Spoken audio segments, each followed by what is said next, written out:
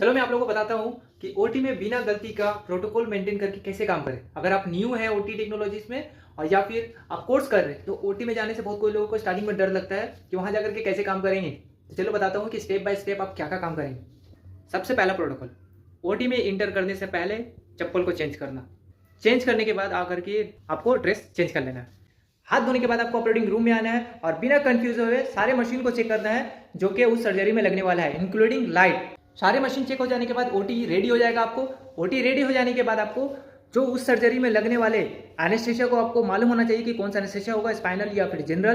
तो स्पाइनल होगा तो स्पाइनल के लिए रेडी करना है, जनरल होगा तो जनरल के लिए सारे मेडिसिन निकाल करके रख देना है। आपको इतना कर लेने के बाद आपको जाना है स्टेराइल रूम में, जहाँ पर सारे स्टेराइल आइटम्स रखे हुए, इंस्ट्रूमेंट रखे हुए, सीट रखे हुए, गाउन रखे हुए।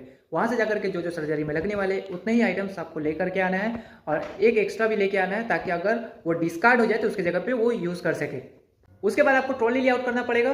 ट्रॉली लेआउट करने के लिए आपको हाथ धोना पड़ेगा और हाथ धो करके गाउन पहन करके, ग्लव्स पहन करके फिर ट्रॉली लेआउट करना पड़ेगा। उसके लिए आपको किसी न किसी का हेल्प लेना होगा। अगर अकेले करने जाएंगे तो कहीं ना कहीं पे टच होगा और वो अनस्टेराइल हो जाएगा। ट्रॉली लेआउट कर लेने के बाद या तो आपको सर्जरी में असिस्ट करना पड़ेगा या तो फिर आप एनेस्थेशिया पार्ट में असिस्ट कर रहे होंगे एनेस्थेशियोलॉजिस्ट को। पूरे सर्जरी के टाइम पे आपको अलर्ट रहना है। अगर आप एनेस्थेशिया के साइड में तो मॉनिटर पे आपका ध्यान हमेशा रहना जरूरी है, और अगर आप सर्जरी में असिस्ट कर रहे हैं तो आपको सिर्फ सर्जरी में ही ध्यान रखना है, असिस्ट में ही ध्यान रखना है और कहीं पर आपको ध्यान नहीं देना है। वहां पर अगर आप गलती करेंगे, दोनों अलग अलग पार्ट है, एनेस्थेशिया अलग पार्ट है, एनेस्थेशिया के साइड में तो आपको मॉनिटर में हमेशा ध्यान रखना है, और अगर असिस्ट कर रहे हैं तो आपको असिस्ट पे पूरा ध्यान रखना है और आपको कोई चीज नहीं करना है, बाकी दूसरे स्टाफ कर लेंगे काम।